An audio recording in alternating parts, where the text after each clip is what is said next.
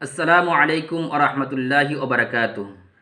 ইন্নাল হামদালিল্লাহ নাহমাদুহু ওয়া নুসাল্লি আলা রাসূলিল কারীম আম্মা বা'দ। قال الله تعالى في كلامه المجيد وفرقانه الحميد وإن خفتم ألا تقسطوا في اليتامى فانكحوا ما طاب لكم من النساء مثنى وثلاث ورباع فإن خفتم ألا تعدلوا فواحدة أو ما ملكت أيمانكم عن أبي هريرة رضي الله تعالى عنه عن النبي صلى الله عليه وسلم قال من كان له امرأتان يميل لإحداهما على الأخرى جاء يوم القيامة أحد شقيه مائل أو كما قال النبي صلى الله عليه وسلم। সম্মানিত উপস্থিতি, ইতিপূর্বে আমরা প্রথম পাঠে স্বামীর উপর স্ত্রীদের অধিকার নিয়ে আলোচনা করেছিলাম।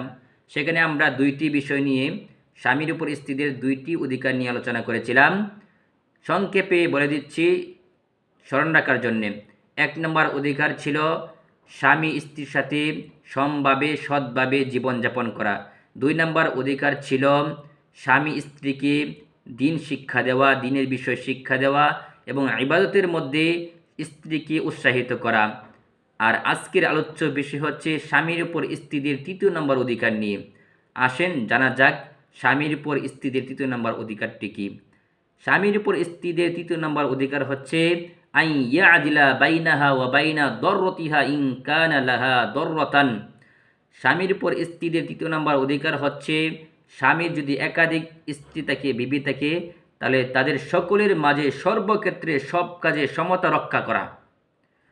একজন পুরুষের জন্যে, উম্মতে মুহাম্মাদের একজন পুরুষের জন্যে 1 থেকে 4 পর্যন্ত বিবাহ করার অনুমতি শরীয়ত দিয়েছে এবং পবিত্র কোরআনে সূরাতুন নিসার 3 নং আয়াত দ্বারাও সাব্যস্ত আছে, প্রমাণিত আছে।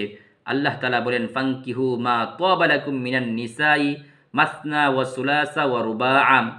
যে পুরুষদেরকে লক্ষ্য করে বলতেছেন যে নারীদের মধ্য হতে যাকে তোমাদের ভালো লাগে, যাকে তোমাদের পছন্দ হয়, তাদের থেকে 2 2, 3 3, 4 4 করে বিবাহ করো। তবে 4-এর অধিক বিবাহ করা যাবে না, শরীয়ত তাকে অনুমোদন দিবে না। 4 পর্যন্ত বিবাহ করতে পারবে, একসাথে 4 জন স্ত্রী রাখা একজন পুরুষের জন্য জায়েজ আছে। তবে তাদের মাঝে সমতা রক্ষা করার তার ক্ষমতা থাকতে হবে। যদি সমতা রক্ষা করার ক্ষমতা না থাকে, আল্লাহ তাআলা দ্বিতীয় পদ্ধতি বাতলিয়ে দিয়েছেন, ফাইন খিফতুম আল্লাহ তাআদিলু ফাওয়াহিদা। যদি তোমরা তাদের মাঝে ইনসাফ করতে, সমতা রক্ষা করতে আশঙ্কা করো, ভয় করো, ফাওয়াহিদা, তাহলে একজনকে নিয়েই বসে থাকো, যথেষ্ট থাকো, সন্তুষ্টি থাকো। তো একাধিক বিবাহ করা তো শরীয়তে অনুমোদন দিয়েছে, এটা আমরা কোরআন আয়াত দ্বারা বুঝলাম। এখন একজন মানুষ একাধিক বিবাহ করলো কিন্তু তাদের মাঝে সমতা রক্ষা করলো না, তাহলে তার পরিণতি কী হবে, তার শাস্তি কী হবে?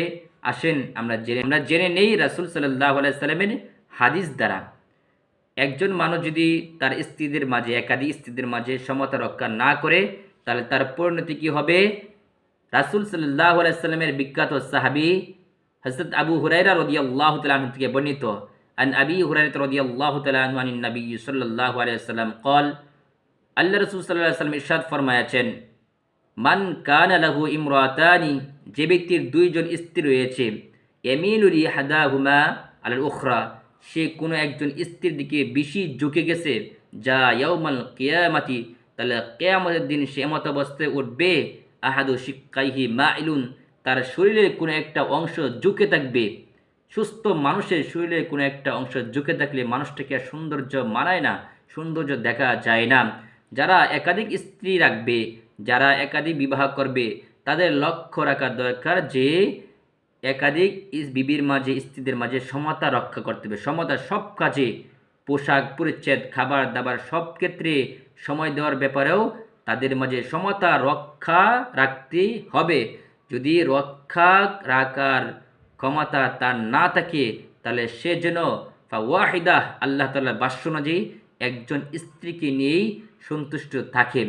আল্লাহ তাআলা আমাদের যাদের একাধিক স্ত্রী রয়েছে এবং যারা আমরা একাধিক স্ত্রী রাখার নিয়ত করেছি ভবিষ্যতে, তাদেরকে যেন আল্লাহ তাআলা তৌফিক দান করে যে একাধিক বিবির মাঝে সমতা রক্ষা করতে পারি, যেন ওই পরিণতি না হয়ে যায় যে সমতা রক্ষা না করার কারণে ঝুঁকে যায়, শরীরে কোনো একটা অংশ ঝুঁকে যায়।